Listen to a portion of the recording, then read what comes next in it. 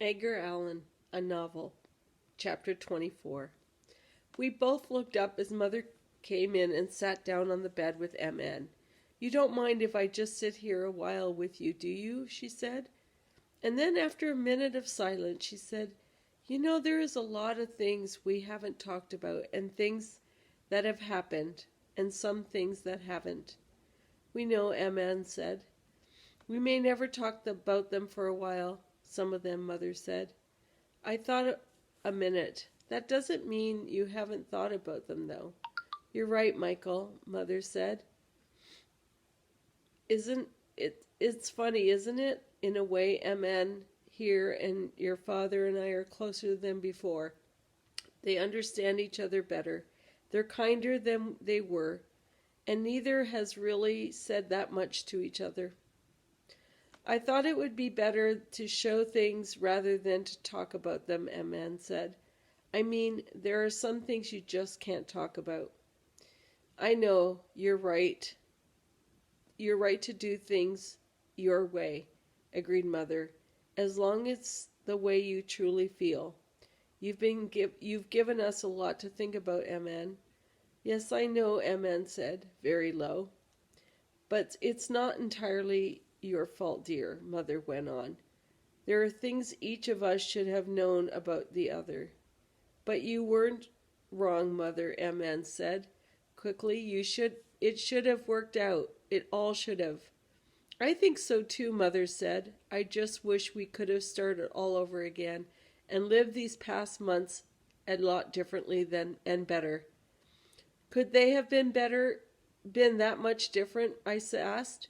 "Could they?" Mother asked me in turn. "Yes," I said finally, "I guess so." "Michael," Mother said, "MN and your father have made sort of peace now. Isn't it your turn?" "How do you mean?" I asked. Mother thought a minute as though she were trying different words out in her mind. "I mean," she said at last, "that none of us can afford to judge the other too harshly." "I'm not judging any more," I said. "Yes, you are," Mother answered. "I'm not sure I blame you, really. But sometimes what worries your father are bigger problems than those we ourselves have." "But they're exactly the same size," MN said. "After all, Father himself said we should consider everyone, not just those closest to us." "Yes," Mother said. "But sometimes there's a difference between what one says and one does." "There shouldn't be," I said, sort of deep. "There shouldn't be any differences at all if what Father says is right." "That's exactly what I mean, Michael," Mother told him, "about being too harsh a judge." No one said anything for a minute. Finally, Mother stood up and moved toward the door of my room. "Michael," she said, "when Sally Ann and your father came back from their walk the other day, he said to me he wished that you had gone with him. He misses his walks with you, you know."